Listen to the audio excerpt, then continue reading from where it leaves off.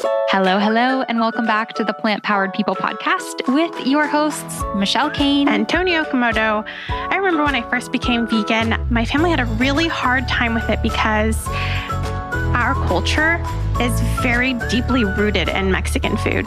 And to share love and to communicate to each other is often through food. So when I first decided to become vegan, they were like, "What? I don't understand. You don't love me." And they took it really personally. And so something that Michelle and I have known we wanted to cover on this podcast is what it's like to be deeply rooted into your cultural food and want to become plant-based and start making those moves toward a plant-based lifestyle. Yeah, and Tony has shown how all of her Mexican cultural food can be veganized beautifully and deliciously. You can find that at her website, plantbasedonabudget.com. But we wanted to focus on some other cultures as well. And so today we're focusing on Filipino food, and we're bringing on an incredible, inspiring human being named Maria. Maria found us through Instagram. She just shot us a message, and that shows we are listening to you. If you ever have any suggestions or feedback on our podcast, let us know. But she reached out to us through Instagram, and she said that she wanted to share her experience of being a Filipino woman who is deeply rooted in her cultural foods and has totally become plant-based in her 60s. She's in her 60s. And so we wanted to share her experience with you, and hopefully she guides you as she has guided herself. Enjoy. Hi, Maria. How are you? I'm fine. And yourself? I'm great. Thank you. Thanks for coming on to the show. We're so excited to have you. Something that Michelle and I have been wanting to talk about is what it's like for someone to be totally immersed in their cultural foods and to grow up eating it and to live their lives just as it being a part of your identity. And that's what it's like for you. So can you talk about what it was like growing up with Filipino food and how you learned to cook with that type of food? I was born and raised in the Philippines in the 60s. So I would probably have to credit this cooking inspirations from my family. It's my family members that they love to cook, they love to eat, they love to dance. And we always have food on the table. And I remember growing up that my dad would make sure that we have a complete meal, which means that each meal would consist of some kind of a soup, 2 or 3 main dishes, and then a dessert. And then on top of that, we'll have in between snacks that we call merienda.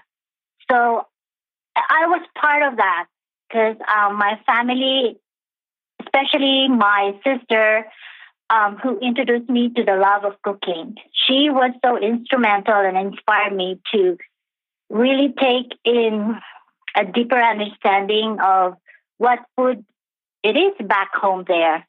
Because the traditional Filipino food really is hearty. It's meaty, and it's so time-consuming. And the way we do it is that we do it in an old-fashioned way where there's no recipes, no measurements. You know, you just have to cook it with your sense of taste, with flavors, and a lot of the diversities and of vegetables and other poultries and meats. So I think that's part of it was the family growing up where there's a lot of food. I remember going back to my childhood that my sister would always ask me, "Maria, you have to go with me to the market. It's called palengke back home. It's a type of a farmer's market like here in the U.S. And she would ask me to, make a list of all the ingredients and ask me to make a recipe for the whole week. And wow. Yes, she was the one who taught me. Like, I was so interested right away that I wanted to cook right away. But she said, no, you just stand up here. I'll make sure that you know how to chop each vegetable, and this is how you chop it. I would be setting up. How old were you at this point? And how much older was your sister than you? I think I was probably like 8 or 9. I was really, because my family, both my especially on my dad's side, they love to eat. They love to feast.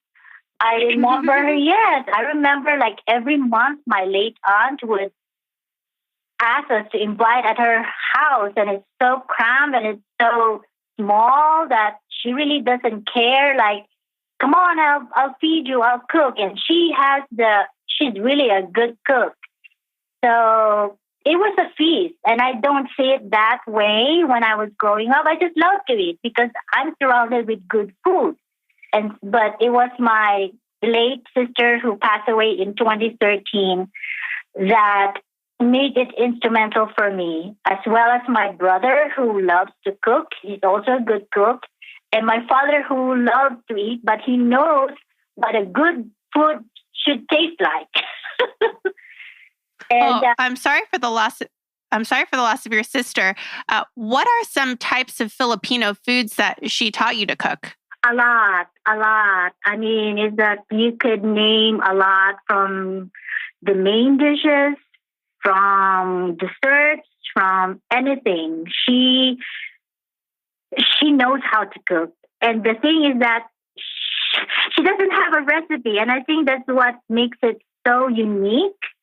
Because that is amazing. Yeah, I can't even imagine learning to cook without a recipe. Yes, no measurements. She would just look at it. So that's why I kind of like learn, is because at an early age, she didn't ask me to like, hey, plunge in, dive in right away and this is how you cook. No, she started to me like gradually, look and observe. And then she tried my first dish that, oh my gosh, she's like, oh no, there's lack of salt here, lack in there, and here and there. So I got so frustrated. It's because how can I get this right? And finally, when she had the trust, and I started cooking for her and myself, because I didn't grow up with a mom. My mom died when she was giving birth to me. Oh my gosh, I'm so sorry. I can't even imagine. Yeah, so it was my sister who really took the role of being a sister and a mom. Oh, wow. It reminds me of like learning pretty much any skill, but it brought my mind back to learning how to type on a keyboard, how they'd always say, you have to have your fingers in these positions. And I would just be like, it's so much faster if I can just type how I want to type. But years down the line, then you realize like you can type with your eyes closed if you just like learn the steps the way that that it's taught to you. And so few people do that with cooking. Like so many people who we have on this podcast say that growing up in their household, they really didn't eat good food. They didn't really enjoy or love the food. It was kind of like TV dinner style. And like most of the people we have on weren't surrounded by cooking and a love for homemade food. So that's why we think it's so beautiful and amazing that you got that experience growing up. And can you elaborate on what how integrated food is to Filipino culture? I think culturally and traditionally, because Philippines, we were under influence. We were influenced by so many countries, like the Japanese occupation, the Spanish colonization, and the Americans. It's a melting pot of so many dishes that, geographically speaking, we're like 7,100 islands. So there's a lot of farming, a lot of fishing. So there's a lot of diversity that's involved with our culture and our traditions. And part of it, as I said, is the family. Even now, family is part of the Filipino tradition. It's like you hear people like they're all grown ups, but they're still living with their parents. And and every now and then, the parents make sure that every Sunday they would have a meetup with their relatives and family members just to eat and enjoy and dance and sing, because love to sing. Oh, that is beautiful. So it's part of it. It's so integral part of what our culture is. Food and, just be happy with one another. Something that I talk about, or I have talked about on the podcast, is how, I'm Mexican, and Mexican people also have a very strong connection to their cultural foods. Yes. But more than that, it's how my family shares and shows love. My grandma would come after church, people would come over and have a big meal on Sundays. And that would be the time I spent with my cousins. And that's how my grandma would show us that she loved us. Is that similar in your culture? Yes. As I've said before, it's like growing up, we would have to have like a monthly meetup with my late aunt just to make sure that, she'll prepare the best caldereta, the best adobo, the best pancit, because she's proud of it, because she knows how to cook and people will love it. And we don't mind. I don't mind. But sometimes I said, we still have to go there. We just went last month. So it's part of us. And I don't think that will never change at all. Even now, it's just part of us. So I love the way it is now, because it's something that's priceless and something that you can pass on to the next generation. Yeah, definitely. And I think it's so beautiful that you're probably learning your mom's cooking through your sister, right? Yes. Like she probably learned from your mom and then she's teaching you. So you got to carry on your mom's cooking, which is really a special thing. Yes, it is. That's how it started, is because my sister, and then my late aunt, and then my brother, who also loves to cook, and he can cook. I remember him doing the old-fashioned ham. The ham that you have to cook in a big bowl of hot water, and you have to put spices, oregano, bay, and then you have to cook it for like half a day. So it was really fun knowing that I was able to experience that. Yeah. So you said that your sister wanted you to learn how to cook by taste like she did, not by recipe. So at what point did you kind of change from feeling totally overwhelmed and lost and like you make something and your sister's like, that's not good? When did you feel like you started to get your groove? I think when she started telling me that my food was okay and it was good. And then when I started cooking on the weekends, because Saturday and Sunday is our market day. And then, she would ask me to go to the market with her and buy the freshest, because we have the recipe for the whole week. So that's how I know that I can, I'm doing a good job, is because she would let me cook. And then she'll just stay away, and then I'll ask, is it okay now? And then she'll say, yes, it's fine. It's good now. So that gives me the confidence. Oh, okay. I think I can, I can trust my sense of my own flavoring now. Yeah, that's awesome. So you really developed like what a chef would have in terms of an intuitive knowledge of food and spices and flavorings, which probably really helped you out today. So fast forward closer to now, where you're an adult, you're no longer a kid. You've been cooking for decades. You have kids of your own. Take us to that point a little bit. The thing is that since I've already kind of know how the love of cooking is instilled in me, so it wasn't as hard as I thought it would be, is because I grew up like mixing meats, different meats and different vegetables. So when I became vegan, I just have to kind of like experiment a little bit of what I can substitute to a certain meat or to a certain flavoring that I need to come up, something that will taste like an authentic Filipino dish. Right. So before we go there, tell us, how did you become vegan? Because you have all of this history. The food that you'd been eating is so close to your heart personally. You finally figured out how to like cook the way that everyone loves it. How did you find plant-based food? And then, yeah, what was that transition like? It was really hard for me because I grew up eating the traditional hearty, meaty Filipino dish. But it was my daughter who became vegan in June 2017. And then right after that, her boyfriend, after 6 months, her boyfriend became vegan. And then at the same time, it was my son. And then my husband and I became vegan just a year ago. So wow. So your daughter inspired all of you to be vegan? No, the whole family. No, he didn't. She didn't force us. It just kind of like Inspired. It was hard because she loves my cooking, and when she became vegan, she would be coming to my house, and she wouldn't eat. So it was hard for me to accept that. And I said, can you eat this? No, I can't because, there's cross-contamination and all that.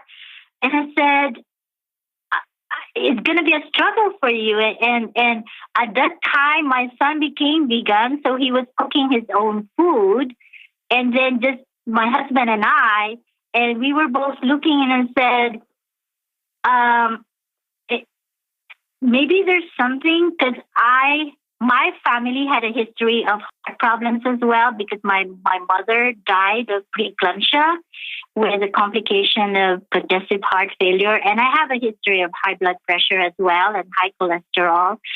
So when my daughter introduced me to this, it was gradually. It wasn't like, hey, Mom, this is good for you. But it was for my health, for my own personal health reasons too, as well, and as for my well-being, that I kind of like got scared is because up to a point where I have to wake up with a sinusitis and a lot of headache, and I was no energy at all.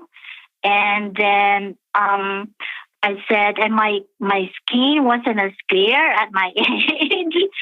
So she said, well, why don't you try little by little? And so she kind of like introduced me to this Gardein and Beyond Meat and all those products. So I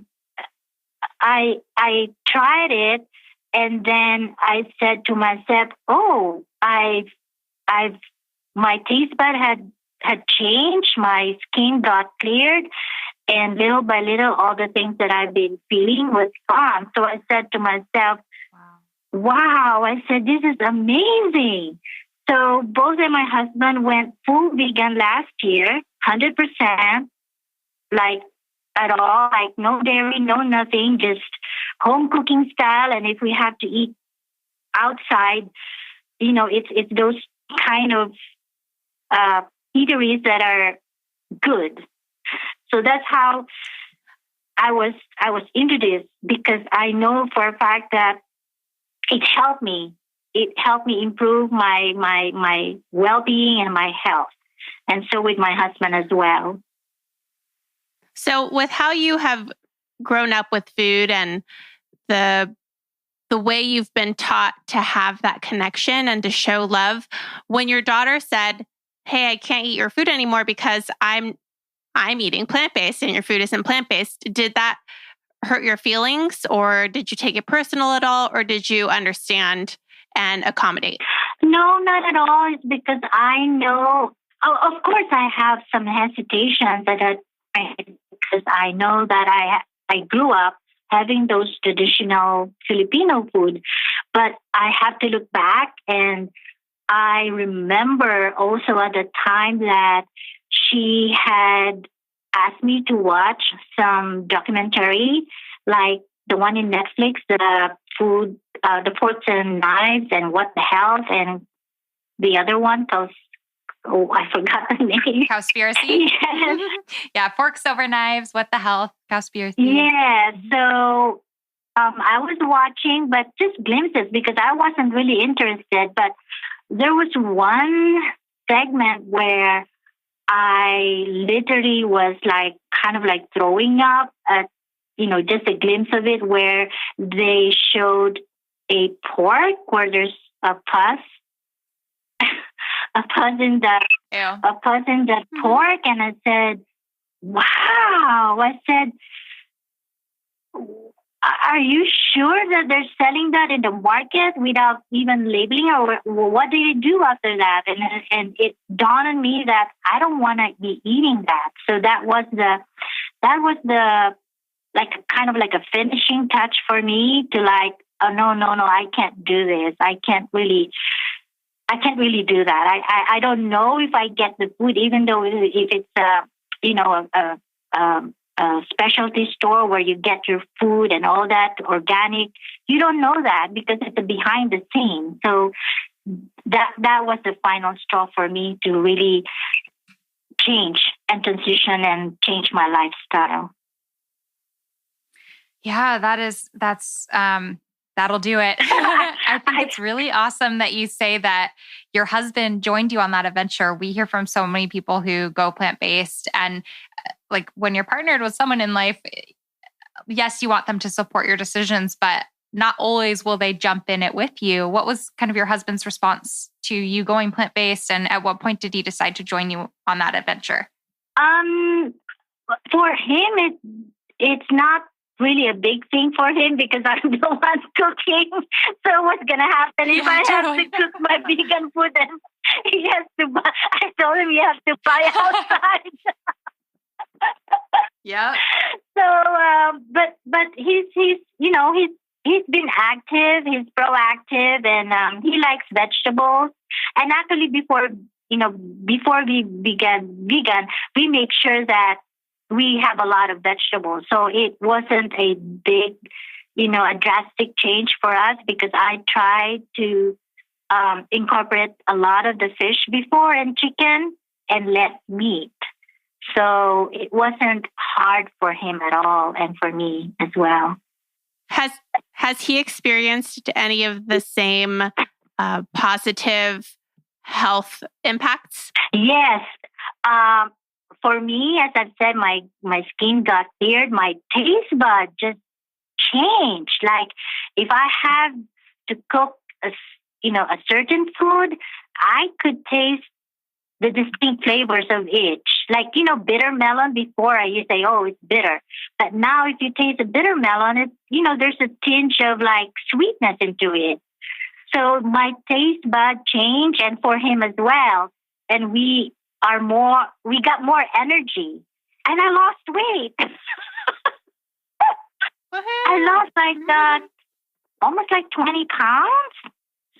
But it's not all happy and, easy. I remember on my third week, just changing my lifestyle, I almost like quit. Like I had this Trader Joe's organic free range that I left in my fridge. That one item, because I told to myself, if I can't do it, at least I have one that I can cook right away. So I was staring at my freezer and said, do I need to go through this, or can I just drop this? But I was looking at myself, what can happen to you? You've lost weight. What more can you ask for? And I said to myself, and I'm not gonna quit. I'm not a quitter. I told myself. So I went through the process and all that, and lo and behold, I'm still here. Very cool. You mentioned before the call that you are very active in the Filipino community. Can you talk about how that has been? Have your friends been on board? Have they been supportive? I always have friends, right? And I have friends that are non-vegan. So what makes me kind of like think that I think I'm doing a good job is because I can tell that my food doesn't have any difference at all, because I every time I have a test recipe testing, I let them test it and taste it, and they love it. So I know that I'm doing a good job, and most of the time too is I would help my family friend who had some problems with diabetes and all that. So he can't have any a lot of sugar. So when I brought some leche flan to him, and it's vegan, so he liked it, and it's a lesser sugar. So every time I see him, that's what I've been bringing to him. And then at the same time too, if I have time, then I would kind of like bring some vegan food for them that I have cooked, and buy them some produce that gradually introduce them. So the last time I heard from them, it's like they're shying away from eating meat. So I think now they're like just eating like two times in a week of meat. So that's a sign that you're trying to give them the awareness that it's eating plant based, and it's good for them. And they're at their 70s, I guess, 80s right now. So it's been a help. And that's awesome. And also, the Food Empowerment had asked me to give them some recipes, so I'm on that right now.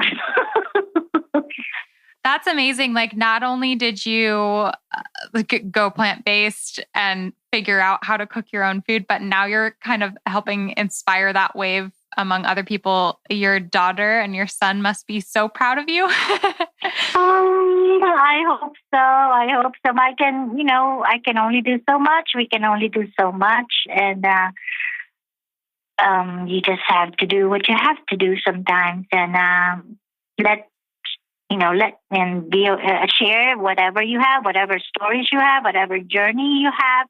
So I was kind of hesitant to do this talk, but I said to myself, well, this is probably the first step for me to share my story and my journey. And at the same time too, especially for Filipinos, like it's harder for a Filipino to change their lifestyle because they're used to it. So yeah, that's why it's so important to bring your voice onto this show, because so many yes, Filipino culture, but there are a lot of cultures where food is such a huge part, and we want to let people know that you can still have your cultural foods and still be plant-based. And there are a lot of resources like yours, and we'll actually talk about your Instagram in a second, but I wanted to bring up another point, which is Michelle and I were just talking about what it's like to feel a little bit of discomfort, but to want to share the positives of plant-based eating. So for us, that would be giving a talk in person or going to networking events where we're a little bit introverted. And so very introverted. So for us to go out in public and communicate with people is sometimes nerve-wracking and intimidating. And, but we, like you, we want, yes. We want to spread the message, and we put ourselves in the uncomfortable space because ultimately it'll help someone. And so we're super grateful that you ended up coming on the show despite thank you having so much. Some reservations. Thank you so much. And it's my pleasure, of course. So you have an Instagram, and Michelle and I were blown away when we looked at it, and it only started not that long ago. Can you talk us through how you started the Instagram and what it's about? My Instagram name is Vegan Cooking Mom. And what started it was, I think if I can remember, my first post was late September, I think, of last year. And it was my first post. It was a flan, I think. And, but before that, my daughter would be coming, so we were already vegan. So my daughter would come and say, I want to eat this, Mom. Can you try this? Can you veganize this? You used to cook this for me in a traditional Filipino way. Can you veganize this? So here I am trying to figure it out, been veganizing all this food. And then all of a sudden it dawned on her, said, Mom, I said, why don't you have your own Instagram? I said, what? I said, I don't want to do that. I'm too old. I don't know how, I'm not techie at all. I don't know how the social media would be good for me. How will it work for me? It was her who really kind of like pushed me to that platform where she taught me how to take pictures, how to do the plating, how to do the hashtags. So that's how it started. And then it just came naturally where I would be cooking because I cook every day. I'm the type of person that, because I grew up, especially with my father before that, if he can avoid not having the same food the next day. So I grew up eating and cooking every day. So that's how I feel. So every day I would be cooking and my daughter would say, okay, you cook me this one. So it will turn out good and then it will be colorful. So I would take a picture of it. And that's how it started. My posts just keep on going and going and going. That's awesome. Can you talk to us a little bit about what your experience was as you started trying to veganize those favorite foods? Was it a struggle? Did you start making food again and giving it to your daughter and have her say, "Ew, Mom, that's disgusting"? Or did it come pretty naturally to you? Where did you find mock meats to use? Like, tell us all of the things. It wasn't as hard. It wasn't as hard as because I know how it should taste, but the hardest part was substituting, finding the right meat or finding the right substitution for like a meat or an egg and a lot of experimentations, like, main dish are easier because you can add right away, you can taste right away how it should taste. But like for some other desserts, you have to have experimentations and trials and all that. So, but for me, it wasn't as hard, I believe, because I have my daughter who would be truthful enough to say to me, "Oh, Mom, it didn't turn out good," or "Let's make it again," or maybe we could, because we're a tandem. My daughter and I, we're a tandem, a duo.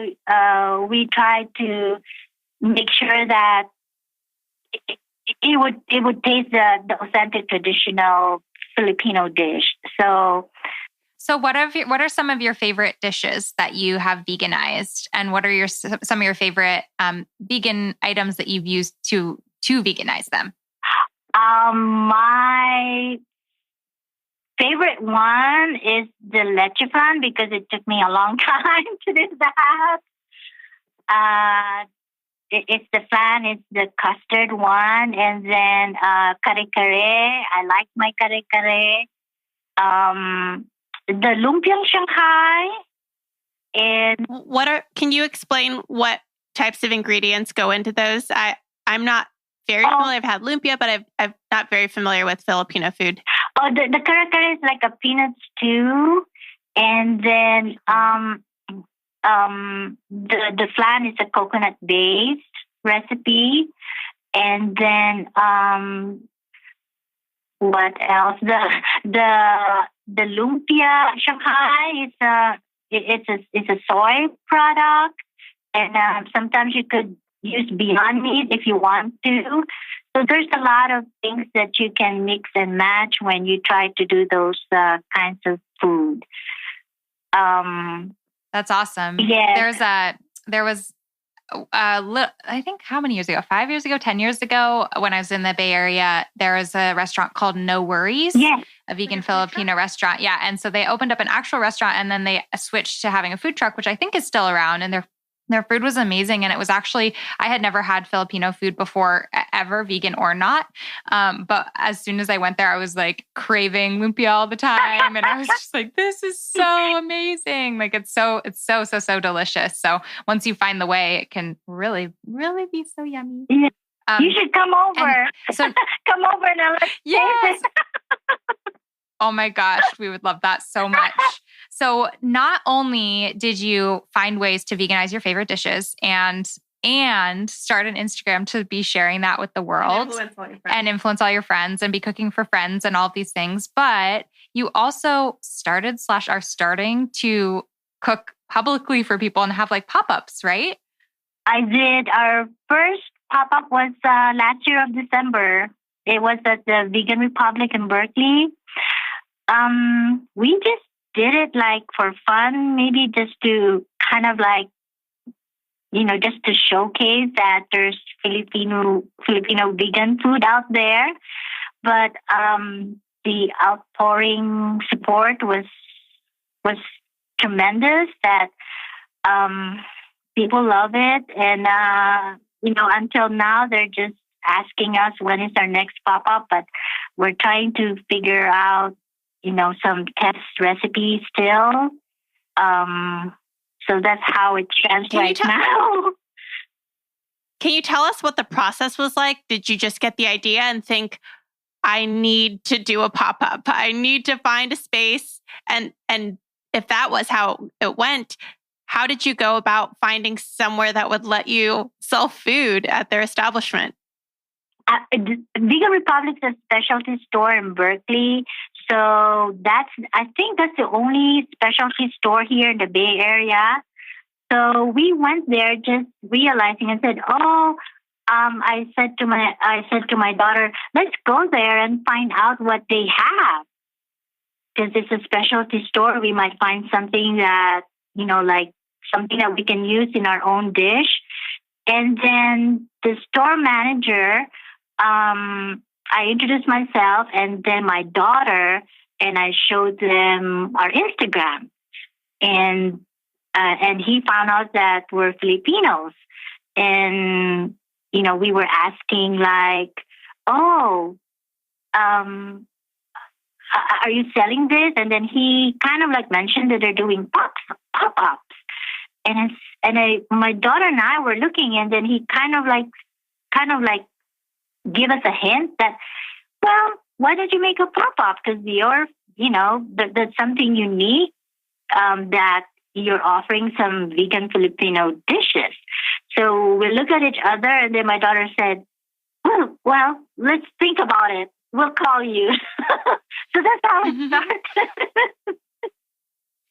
That's amazing. I think a lot of people who are home cooks and just very passionate about cooking for their friends and family never think about the fact that you don't have to be a chef or own a restaurant or have that be your career in order to bring the good food to the public and to the people through things like pop-ups. That is so, so cool. And I love that the response was so positive. I'm curious, did you find a lot of people from the vegan community were coming out hungry for vegan options or curious to try vegan options, or people like me who are not Filipino but are like, this food is so delicious, I just want to eat it all?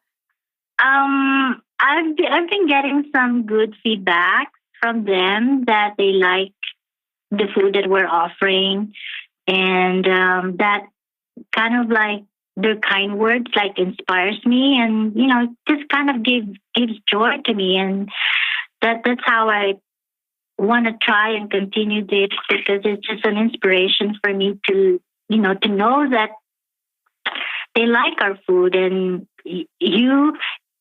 a lot of them would private message me and say, they're asking when is their next pop-up, or they went to our first pop-up and they can't wait to have another one because they're waiting for the good food again. And a lot of them would have the same description that it tastes like authentic.